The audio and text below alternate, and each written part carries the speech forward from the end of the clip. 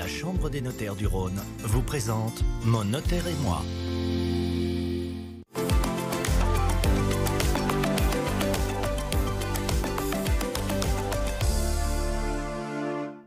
Bonjour à tous, c'est Jean, j'espère que vous allez bien. Bienvenue dans ce nouveau numéro de Mon notaire et moi. Vous le savez, c'est votre rendez-vous privilégié avec la Chambre des notaires du Rhône. Alors aujourd'hui, j'ai le plaisir d'accueillir Maître Frédéric Aumont, président de la Chambre des notaires du Rhône. Bonjour Maître. Bonjour. Et il va nous parler d'un outil de gestion de patrimoine et de transmission. On a déjà vu la société civile, on va voir un outil qui est un peu plus méconnu mais qui a de nombreux avantages, c'est la SARL de famille. Alors Maître, est-ce que vous pouvez nous présenter ce qu'est une SARL de famille ? Alors une SARL de famille, très simple, c'est une société commerciale qui est destinée à la gestion d'un patrimoine commercial, soit de la gestion de la location meublée, soit de l'exploitation d'un fonds de commerce, d'un fonds artisanal. Et on dit SARL de famille parce que sa vocation, c'est d'être détenue au sein d'un cercle familial. Très basiquement, entre le conjoint, ses enfants, et elle a un statut particulier, c'est pour ça qu'on parle d'SARL de famille. Alors quel est l'avantage d'une SARL de famille par rapport, par exemple, à une société civile ? Très simplement, une société civile, c'est pour faire de la gestion civile de patrimoine. C'est pas pour faire de la gestion commerciale. La SARL, c'est pour faire une gestion commerciale. Je veux ouvrir un commerce, je veux faire de la location meublée, c'est une activité commerciale, c'est la SARL qui doit être utilisée. La société civile, c'est de la gestion purement patrimoniale de la location nue, mais pas d'activité commerciale. Voilà la distinction. Alors quel est l'avantage de mettre, par exemple, ces actifs dans une SARL de famille ?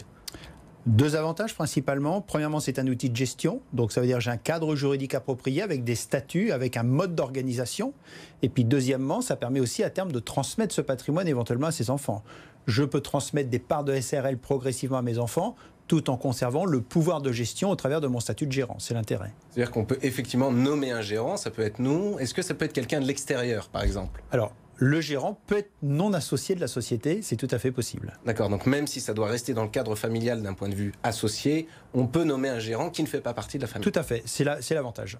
Alors, est-ce qu'il y a des inconvénients à mettre ces actifs dans une SARL de famille ? Des inconvénients, tout dépend des objectifs.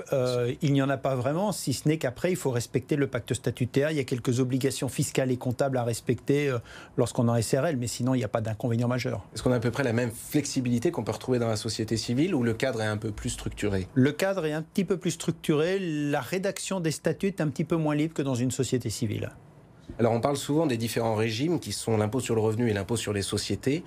On peut opter sous ce régime, justement, revenu ou société ? Alors, c'est l'intérêt de la SARL de famille, c'est qu'elle peut être soit à l'impôt sur le revenu, soit à l'impôt sur les sociétés.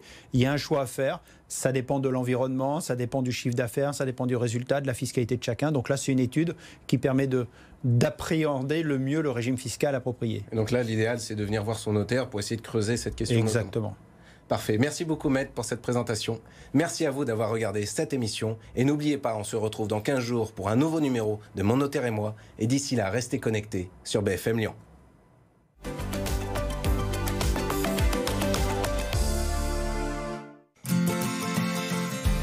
La Chambre des notaires du Rhône vous a présenté Mon notaire et moi.